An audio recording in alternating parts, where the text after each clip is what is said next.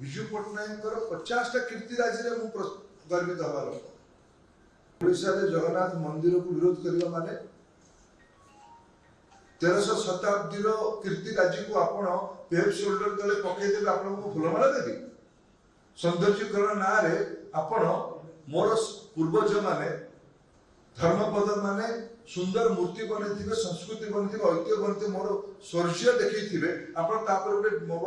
tile लगे देवे सेटा आपनकर सौंदर्यकरण आपनकर निर्बोधता थाई पारे मु निर्बोध नुहे यार प्रथम प्रश्न द्वितीय कोन पचार मु मधुबाबू को अनुଯାयी मु शारदा दास को अनुଯାयी मु मोर उत्तर दउछि ना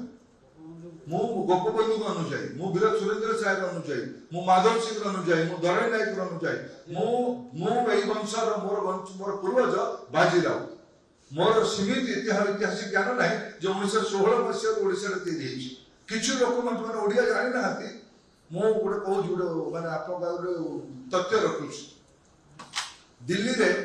हरे कृष्ण मते थरे एठी के आसीथिले माननीय अमित शाह जेतले राष्ट्रीय अध्यक्ष थिले से मते कहले मते ओडिया इतिहास बही दे पढिबा पई मु तांको नै कि गली दिटा इंग्लिश बही से कहले मते हिंदी रे बही दे मते जणा पड़ले जे हिंदी रे बही नै ओडिया इतिहास संपर्क करे मु सेठी हमर हरे कृष्ण महतांकर बही हरे कृष्ण महतांकर बही संपर्क रे पचार के हिंदी रे हिजु नै वर्तोरियो कहले हिंदी हेनी मु त अनुरोध करले हिंदी बही छापन ये हिंदी बही छापेले तक प्रधानमंत्री को से निमंत्रण कले अनुरोध करले आपण आसी कि हम ओडिया इतिहास हिंदी बही के उन्मोचन कले भल हो माने प्रधानमंत्री स्वीकृति देले 3 वर्ष तले वर्तोरी महतांकर द्वारा प्रकाशित संस्था द्वारा प्रकाशित बही हला ओडिशा भवन में मीटिंग हला ये आपन बिरादर बंधु माने थे आपन जो खबर कागज में टीवी रे काम करथुए ता दिल्ली लोक को पचार दिन से कहि देबे तिथि इत्यादि को कहि देबे तले मो साहाय्य करि कहि देबे ओडिसा रो दुई तीन अधिकारी दिल्ली रु गले जो कोटे भी अछि ना कॉकस अछि से विवाद चलला जे हरे कृष्ण महता पर बिजु पट्टनायक बड़ अबे मो कोन तार उत्तर से भाषण सामाजिक जो कहले कहले कि चर्चा एमती होछ तार उत्तर मो पाखे त नाही जो माने कहउछुली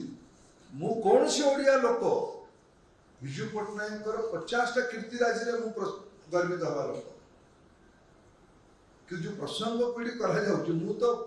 अति बड़ी जगन्नाथ दास को अनुଯାयी मु तो मधुबाबू को अनुଯାयी मु तो